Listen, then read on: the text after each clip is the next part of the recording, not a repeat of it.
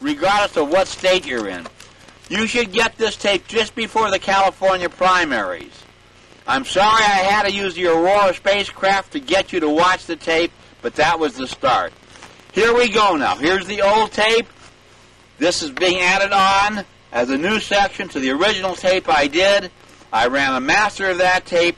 I told you that the original camcorder was stolen and the generator was stolen. Police report on file at the Ukipa Sheriff's Department for making this tape. Let's hope this one sticks. Thank you very much. And don't forget, there'll be a little glitch because I don't have a flying erase head. Bye now. Jack, I want you to come. We'll go for a ride, and we'll give those candidates hell, okay? Let's see how they answer the question, Jack. Come on, Jack. Past the turned-off transformer and into the car. Come on, Jack.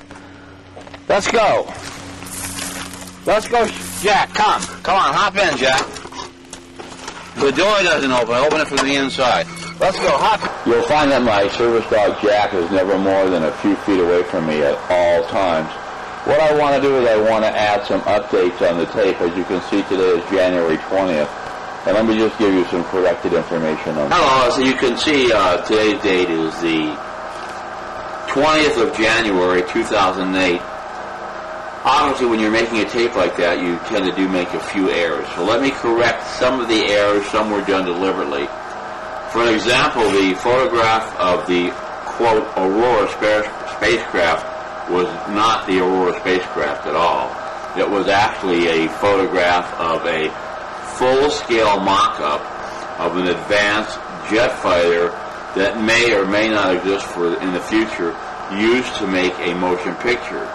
With special graphics and special effects, it was easy to put that on an aircraft carrier, add a little steam and stuff, it looks like it's real.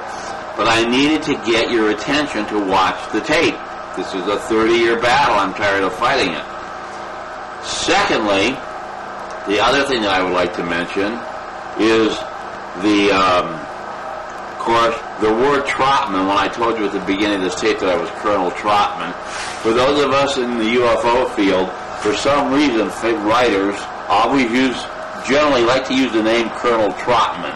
So, since the SR-70, since the Aurora wasn't real, obviously I was Colonel Trotman, which is a name always used in UFO movies.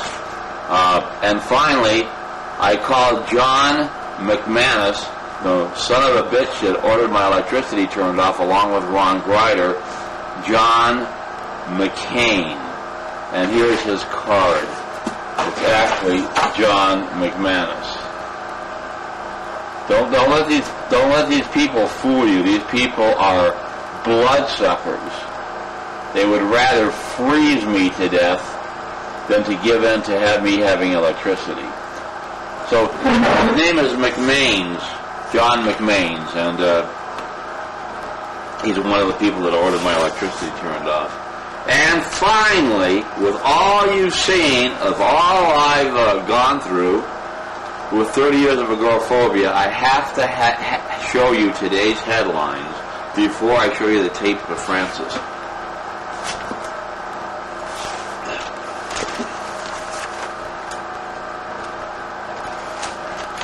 See, if I would have been born a frog, maybe like Kermit, I would have done much better. Here is today's press enterprise. Notice the date right in the center of your screen, Sunday, January 20th, 2008. And what's the most important thing? Fight for survival. A frog may be able not to survive any longer and become extinct because of the fires. If we could get a little closer to the camera here, you can see that that was by Jennifer Bowles. Yep. Facing death, scientists try to raise 65 rescued frogs from drought and fire in inland mountains. Well, my God, amphibians are dying off around the world because of cold weather. You think they have to also beg City Hall to turn their electricity back on?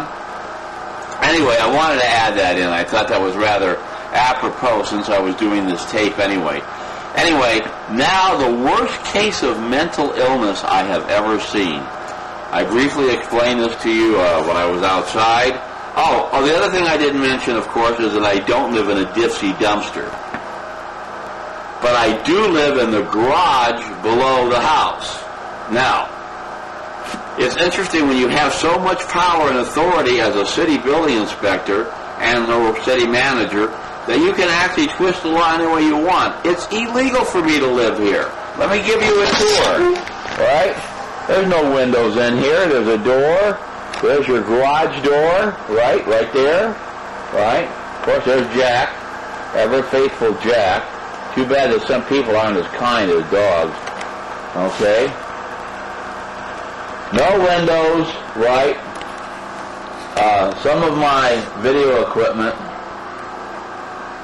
and then coming around over here is my computer setup, computer operations right there, and then of course quickly the video recorders that I'm using to make this tape, the little tiny black and white monitor, and of course the larger color television that doesn't want to work, and the wiring to the headphones. So, again, sometimes we have to do things for effect. I have sent so many tapes to so many television stations. I figure now with the elections coming up, perhaps one of you news directors in Los Angeles first will try and get this full story told. If you can't do it in Los Angeles, after sending tapes out to the rest of the United States, my only recourse is to send this tape now to other parts of the world. I don't want the other parts of the world to know how America treated me. But I may have to do that. Now, without any further ado, I'm going to show you the worst case of mental illness that probably has ever been recorded. I didn't tell you about my very first girlfriend who kept me prisoner in her house. I didn't tell you about the second one. Her name was Betty Jo Kerr. Her records are sealed in Patton, California.